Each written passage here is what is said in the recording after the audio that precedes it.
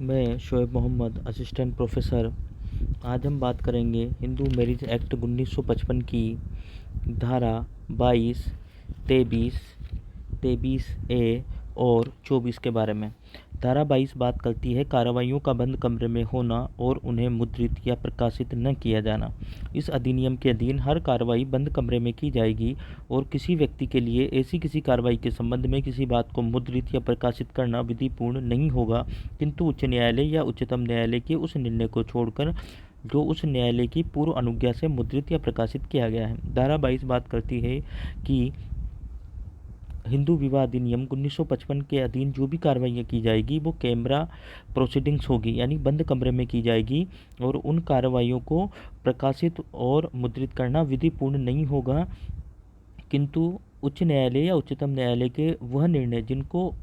उच्चतम न्यायालय या उच्च न्यायालय पूर्व अनुमति देता है उनको मुद्रित या प्रकाशित किया जा सकता है। अब इसकी उपधारा जो 2 है वो बात करती है यदि कोई व्यक्ति उपधारा 1 के उपबंधों के उल्लंघन में कोई बात मुद्रित या प्रकाशित करेगा तो वह जुर्माने से जो 1000 रुपये तक का हो सकेगा उसे दंडित किया जाएगा। यानी जुर्माना कितना है इस धारा के अंतर्गत 1000 रुपये। यदि कोई जो इस अधिनियम के अंतर्गत जो प्रोसीडिंग्स होती है उनको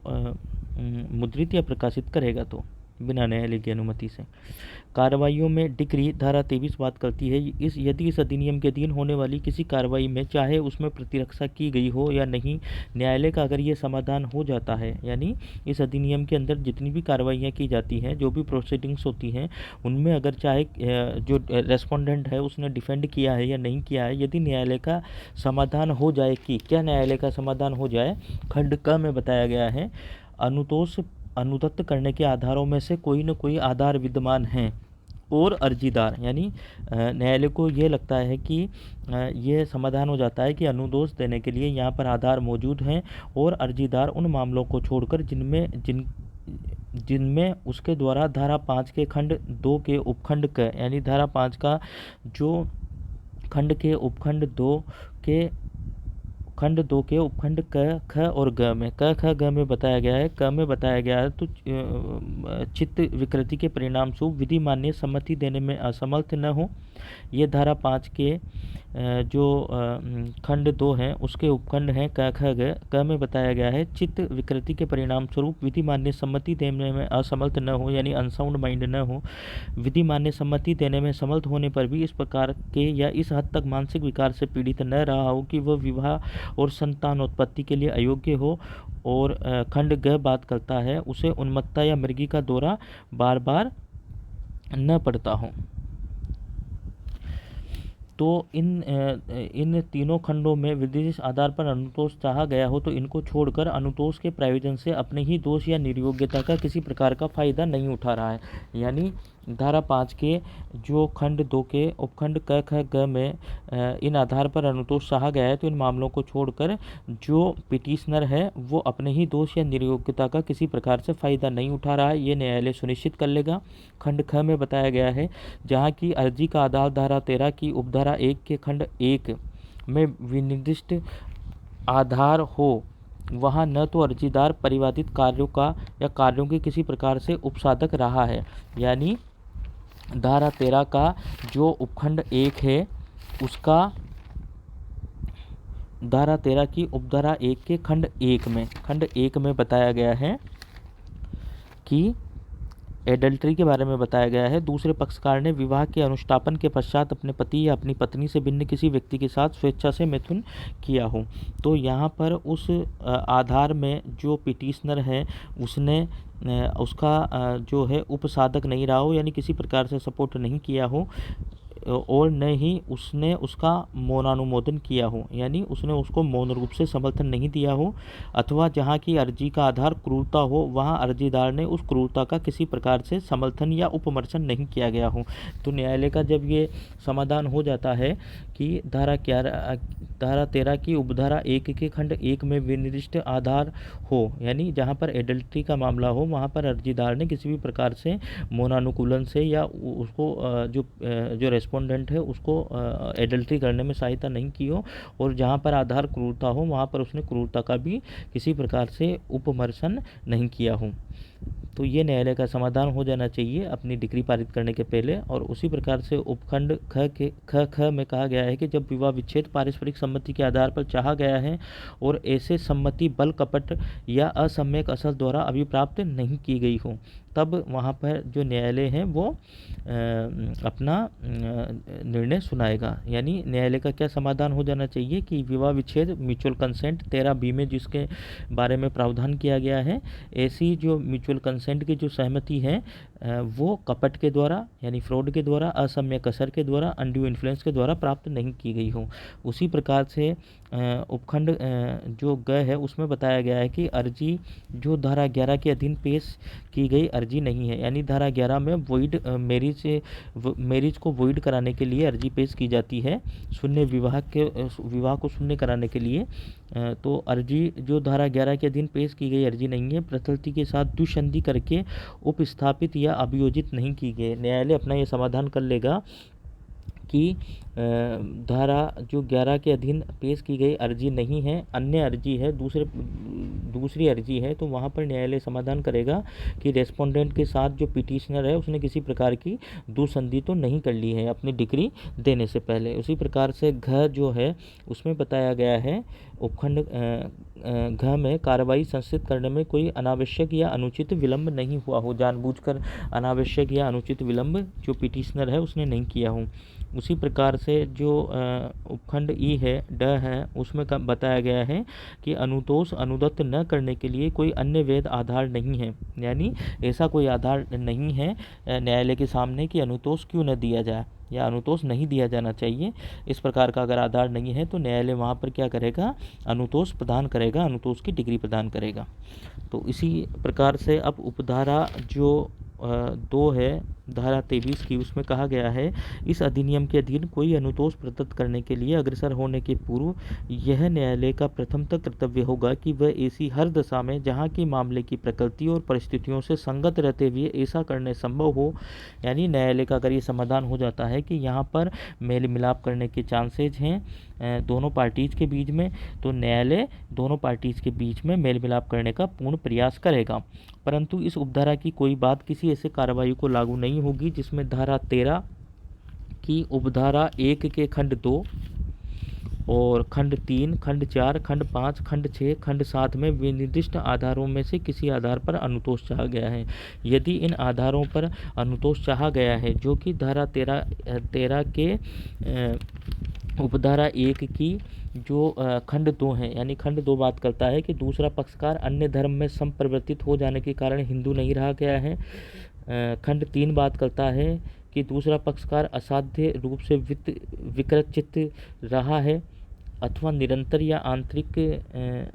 आंतरायिक रूप से इस प्रकार के और इस हद तक मानसिक विकार से पीड़ित रहा है कि अर्जीदार से युक्त रूप से ये आशा नहीं की जा सकती कि वह प्रत्यर्थी के साथ रहे। जो खंड 4 है वो बात करता है उग्र और असाध्य कुष्ठ रोग से पीड़ित रहा है। खंड 5 बात करता है संचारी रूप से रजित रोग से पीड़ित रहा है। खंड 6 बात करता है कि दूसरा पक्षकार किसी धार्मिक पंथ के अनुसार प्रवज्ञा ग्रहण कर चुका है, संन्यास ग्रहण कर चुका है। और जो खंड 7 है वो बात करता है कि दूसरा पक्षकार जीवित है या नहीं, उसके बारे में 7 वर्ष या उससे अधिक की कालावधि के भीतर उन्होंने कुछ नहीं सुना है। जिन्होंने उसके बारे में यदि वह पक्षकार जीवित होता तो संभवतः सुना होता। तो इन आधार जो धारा 13 की उपधारा 1 के खंड 2, 3, 4, 5, 6, 7 में विनिर्दिष्ट आधारों में से किसी आधार पर अनुतोष चाहा गया है तो यहाँ पर मेल मिलाप का प्रयास नहीं किया जाएगा। लेकिन इनके अलावा अगर अन्य किसी आधार पर जो रिलीफ या अनुतोष चाहा गया है या डिग्री की मांग की गई है तो वहाँ पर न्यायालय की ये कर्तव्य होगा कि वो दोनों पक्षकारों के बीच में मेल मिलाप करने का पूर्ण प्रयास करेगा। अब उपधारा 3 बात करती है कि ऐसा मेल मिलाप कराने में न्यायालय की सहायता के प्रयोजन के लिए न्यायालय यदि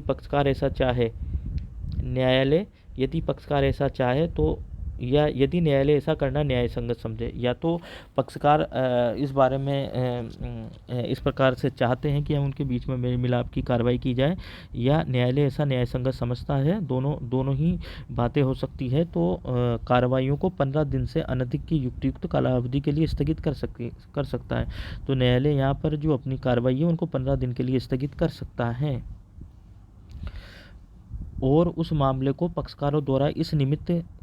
नामित किसी व्यक्ति को, या यदि पक्षकार कोई व्यक्ति नामित करने में असफल रहते हैं तो न्यायालय द्वारा नाम निर्देशित किसी व्यक्ति को इन निर्देशों के साथ निर्देशित कर सकेगा कि वह न्यायालय को इस बारे में रिपोर्ट दे। यानी कि अगर दोनों पार्टीज मेल मिलाप करना चाहती है, या फिर न्यायालय को ऐसा न्याय संगत प्रतीत होता है, तो वो 15 दिनों तक अधिकतम अवधि के लिए 15 दिन की अवधि हो सकती है, वहाँ पर अपनी जो प्रोसीडिंग्स है, अपनी कार्रवाई है, उसको रोक देगा। और पक्षकार यदि किसी व्यक्ति का नाम बताते हैं कि ये व्यक्ति उन दोनों के बीच में मेल मिलाप कराएं, यदि पक्षकार नाम नहीं बताते हैं किसी व्यक्ति का, तो वहाँ पर न्यायालय किसी व्यक्ति का नाम निर्देशित करेगा और उससे कहेगा कि इन दोनों पार्टीज के बीच में मेल मिलाप करने की कार्रवाई करें। और वो जो नामित व्यक्ति है वो इस बारे में अपनी जो रिपोर्ट है, मेल मिलाप कराया जा सकता है या नहीं कराया जा सकता है, या करा दिया गया है या नहीं, या न्यायालय की जो भी उनके मेल मिलाप की जो कार्रवाई रही है उसके बारे में न्यायालय को अवगत कराएगा। और न्यायालय अपना जो डिक्री पारित करेगा या जो अपना जो अनुतोष प्रदान करेगा उसमें ऐसी रिपोर्ट को सम्यक रूप से ध्यान में रखेगा। इसी प्रकार से जो उपधारा 4 है वो बात करती है कि ऐसे हर मामले में जिसमें विवाह का विघटन विवाह विच्छेद द्वारा होता है, डिक्री पारित करने वाला न्यायालय हर पक्षकार को उसकी एक प्रति मुफ्त में प्रदान करेगा। यानी जो दोनों पक्षकार हैं उन दोनों को अपनी जो डिक्री की जो प्रति है वो दोनों को मुफ्त में देगा। अब जो धारा 23 क है वो बात करती है विवाह विच्छेद और अन्य कार्रवाइयों में प्रत्यर्थी को अनुतोष। यानी यहाँ पर जो विवाह विच्छेद की कार्रवाइयाँ होती है या अन्य कार्रवाइयाँ होती हैं वहाँ पर रेस्पोंडेंट को भी क्या क्या रिलीफ प्रदान किया जा सकता है। यानी कि जब विवाह विच्छेद के लिए, न्यायिक पृथक्करण के लिए और दाम्पत्य अधिकारों के प्रतिस्थापन के लिए जो पिटिशनर है वो अपनी अर्जी दाखिल करता है, तो वहाँ पर प्रत्यर्थी जो है वो अर्जीदार के जारक्रम, क्रूरता या अभित्यजन के आधार पर चाहे गए अनुतोष का न केवल विरोध कर सकेगा। यानी जब अर्जीदार जारक्रम, क्रूरता या अभित्यजन के आधार पर पृथक्करण या दाम्पत्य अधिकारों के प्रतिस्थापन या न्यायिक पृथक्करण या विवाह विच्छेद की डिग्री के लिए अपील करता है, न्यायालय में अर्जी दाखिल करता है, तो वहाँ पर रेस्पोंडेंट न केवल उस अर्जी का विरोध कर सकेगा बल्कि जो रेस्पोंडेंट जो होता है, प्रत्यर्थी जो होता है, वो उस आधार पर इस अधिनियम के अधीन किसी अनुतोष के लिए प्रतिदावा भी कर सकता है, काउंटर क्लेम भी कर सकता है रेस्पोंडेंट। और यदि अर्जीदार का जो जारक्रम, क्रूरता या अभित्यजन रेस्पोंडेंट न्यायालय में साबित कर देता है, तो न्यायालय रेस्पोंडेंट को इस अधिनियम के अधीन कोई ऐसा अनुतोष दे सकेगा जिसके लिए वह उस दशा में हकदार होता, मानो कि अगर वो अर्जीदार होता तो। यानी अगर वो अर्जीदार के रूप में ऐसे अनुतोष की मांग करता तो न्यायालय, जबकि उसने नहीं की है, वहाँ पर यहाँ पर वो जो पिटिशनर है उसका जो अर्जी दाखिल की है उसका डिफेंड कर रहा है। और अगर जो रेस्पोंडेंट है वो पिटिशनर का जारक्रम, क्रूरता या अभित्यजन साबित कर देता है, तो वहाँ पर न्यायालय रेस्पोंडेंट को रिलीफ प्रदान करेगा और ऐसा अनुतोष दे सकेगा जिसके लिए वह उस दशा में हकदार होता। कौन? रेस्पोंडेंट या होती, जिसमें उसने उस आधार पर ऐसे अनुतोष की मांग करते हुए अर्जी उपस्थित की होती। यदि रेस्पोंडेंट ने मतलब रेस्पोंडेंट को यहाँ पर न्यायालय इस प्रकार से रिलीफ प्रदान करेगा जैसे कि उसने इन रिलीफ को मांगने के लिए अर्जी न्यायालय में दायर की होती। अब हम बात करेंगे धारा 24 की, जो बात करता है कि वाद लंबित रहते भरण पोषण और कार्रवाइयों के लिए व्यय में क्या प्रावधान है। धारा 24 में इसके प्रावधान किए गए हैं maintenance pendente lite and expenses of proceedings के बारे में, जहाँ की इस अधिनियम के अधीन होने वाली किसी कार्रवाई में न्यायालय को ये प्रतीत हो कि यथास्थिति पति या पत्नी की ऐसी कोई स्वतंत्र आय नहीं है, यानी न्यायालय को किसी कार्रवाई में अपनी प्रोसीडिंग जो न्यायालय में लंबित है उसमें न्यायालय को ये प्रतीत हो कि पति या पत्नी की इस प्रकार की कोई स्वतंत्र आय नहीं है और उसके संभाल और कार्रवाई के आवश्यक व्ययों के लिए कोई पर्याप्त हो, यानी पति या पत्नी के किसी के पास में इस प्रकार से कोई अपनी स्वतंत्र आय नहीं है जो कि उसके संभाल के लिए और कार्रवाई के आवश्यक व्ययों के लिए पर्याप्त हो, वहाँ वो पति या पत्नी के आवेदन पर, जहाँ पर पति या पत्नी आवेदन करेगा, प्रत्यर्थी को यह आदेश दे सकेगा कि वह अर्जीदार को, यानी रेस्पोंडेंट को यह आदेश कर सकेगा कि वो जिसने अर्जी लगाई है अर्जीदार को कार्रवाई में होने वाले व्यय, यानी जो कार्रवाई न्यायालय में लंबित है उस कार्रवाई में जितना खर्चा होता है उस खर्चे को अर्जीदार को दे। रेस्पोंडेंट को इस प्रकार का आदेश देगा तथा कार्रवाई के दौरान में प्रतिमाह ऐसी राशि संदत करें तथा ये आदेश भी देगा कि कार्रवाई के दौरान प्रतिमाह जो पिटिशनर है, अर्जीदार है, उसको इतनी राशि प्रदान करें जो अर्जीदार की अपनी आय तथा प्रत्यर्थी की आय को देखते हुए न्यायालय को युक्त होगी। यहाँ पर जो अर्जीदार को न्यायालय